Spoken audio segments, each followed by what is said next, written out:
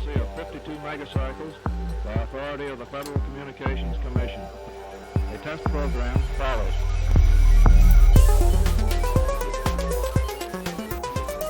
To you who have been trained technically, I need hardly say that there's still a number of problems to solve. I guess you know them as well as anybody knows them.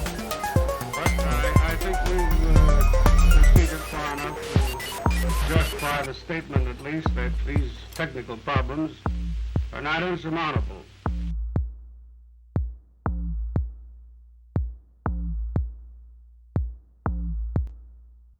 Meeting. And that was an awesome play by Red Panda and Orpheus. But well done, Red Panda. That was Hello everyone, unbelievable. so we have the Archon match here of round 3 between So Salty and Baguette and Switch. On the left here we have the Baguettes and Switch deck, and the right we have the So Salty deck. So an interesting match. There's definitely a SAS disparity between these two. So we'll jump into the analysis, but right off the top of your head, Streusel, my partner in crime, and we decided to keep the mystique around the cyberclones going and only have one of us on stream, just to make sure that no one knows for sure if there's really one of us or two. So what are your first thoughts looking at these two decks? Oh, I mean, just looking at it, the overwhelming SAS disparity, you sort of want to favor the high SAS deck. I mean, Ziggy has a lot going for it. Just by looking at what's on paper, you see some really obvious strategies like hold the line into Red Alert. You have the auto encoder, so if you get that out early, you might even just be able to push that advantage. Just, pitch all your creatures, archive a bunch of cards, and then pull off a really strong hold the line play. But there's an interesting dynamic within Ziggy, which I'm curious to see how it plays out. You have I'd say a minimal amount of amber control and expected amber, and an overwhelming amount of board control. So you kind of need those creatures on the board to get you some Reap Amber, but it seems like you have a lot of plays in your deck that just want to bomb everything. So it's going to be interesting to see that duality as the match plays out. What do you think, Justin? Yeah, absolutely. When I look at these two, the 31 creature control really sticks out, especially when you're holding that auto encoder. So it feels like you definitely, like you're saying, want to keep the board managed, build up that big auto encoder, maybe into a library card turn, especially when you're looking at no artifact control on the other side. So it feels like you really want to sit around, build up those archives, and then have a big burst. But on the flip side, I agree with you, not very many pips on either side. So it feels like, that's a decent plan, but probably not progressing the game a whole lot other than building those archives. And without tons of amber control, it could be suspect, especially if that auto encoder comes late. Yep, absolutely.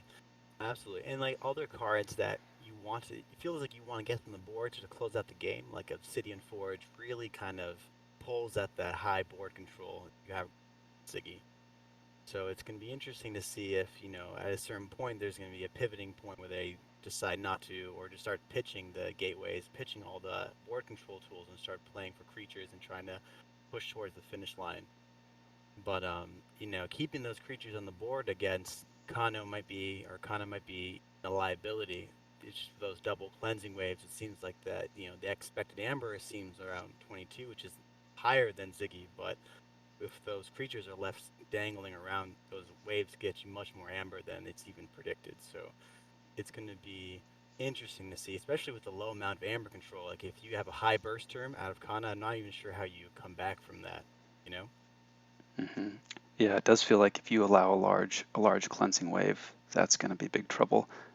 My first kind of take looking at these two was that the cleansing waves weren't going to hit just based on the creature control stat alone.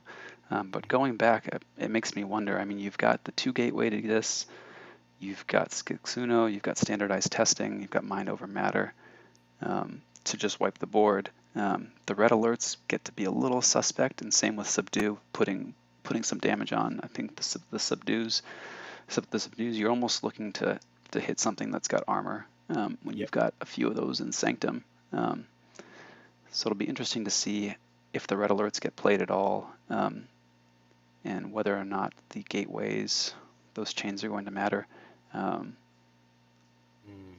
That's that's actually an excellent point. You know, taking 3 chains early in the game if you need to in order just to clear the board, like get the bolters and the smiths off the board. That could be very impactful, especially if the library card and auto encoder aren't online yet. If they're buried in the bottom half, you might have a little bit of catching up to do, playing at least in the at the early part of the game. So it would be I could definitely see that being problematic. Try and take an extra taking the 3 chains and slowing down your efficiency, especially if your opponent's got the double mother and the howling pit online. You know. Mm-hmm. Right, and it does feel like leaving Novu or leaving the John Smiths up for a turn can be trouble. Yeah, the John Smith especially seems like it's going to be trouble with it, especially if he gets the compod early. You know, the just being able to get all that extra amber with the Smiths could just be a problem. The low amber control out of Ziggy, you know, having all I think those are going to be some of the creatures you're definitely going to want to target to just get them off the board when you see them, like kill on sight type creatures.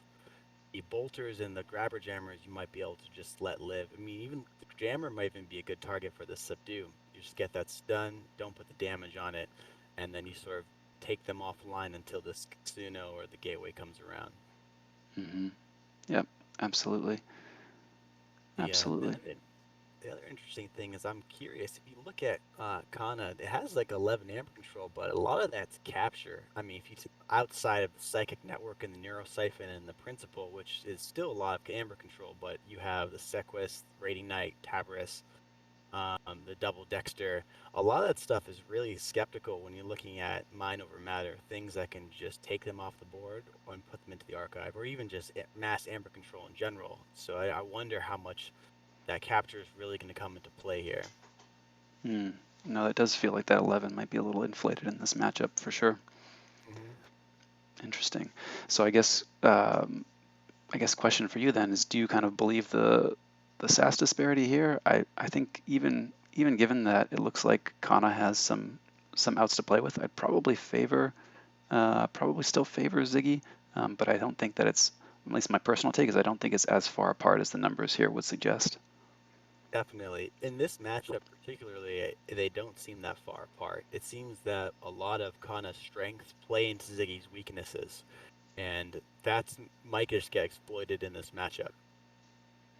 Interesting. I would love to see a few more raw amber pips on Kana's side, but I think it'll be interesting. I think Kana will definitely test that 31 creature control number, just because there are so many must-kill and high-value creatures.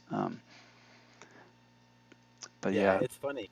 Ziggy's got 31 board control and only 18 overall, I guess, power on creatures, which is kind of it doesn't seem like it wants to build board at all, but it feels like it needs it. Yeah, so that 18 number is going to be brought down by your board control. So it may still have tons of creatures. It does have the 15, which is not a huge number. But yeah, that 18 number reflects SAS expecting you to be wiping your board often, for sure. Fair enough. Fair enough. But could be a very interesting match, especially if the autoencoder comes late and we don't see the library card come online. But if we do see an early autoencoder, an early library card, and then a mind over matter to tuck away a bunch of Logos creatures, it could be tough times for Kana. Yeah, that's true. Very true. Yep. Cool. Here we go. And we're back.